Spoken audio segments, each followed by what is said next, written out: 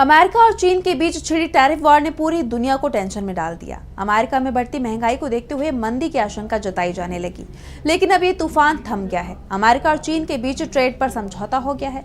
दोनों देशों ने टैरिफ से लेकर रेयर अर्थ मिनरल तक को लेकर डील कर ली है, लेकिन इस डील ने भारत की चिंता बढ़ा दी है। तो कैसे अमेरिका और चीन के साथ आने पर भारत की बड़ी चिंता, जानने के लिए देखिए रिपोर्ट।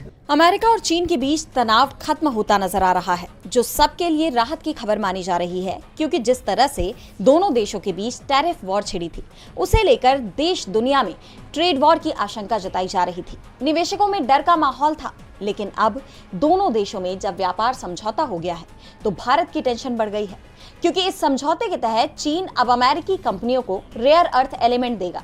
लेकिन अब तक उसने भारत के लिए शिपमेंट भेजने का आवेदन एक नहीं बल्कि दो बार ठुकरा दिया है, जिसके बाद कहा जा रहा है कि इससे भारत की ऑटो इंडस्ट्री में संकट आ सकता है।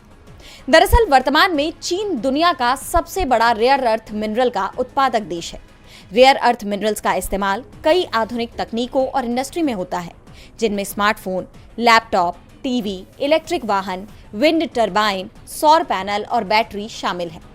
भारत की ऑटो इंडस्ट्री, खासकर ईवी सेक्टर्स, चीन से इस निर्यात पर निर्भर है, लेकिन अमेरिका के साथ तनाव के बीच चीन ने एक्सपोर्ट नियमों में बदलाव किया है, जिसके बाद से ही इसका शिपमेंट रुका हुआ है।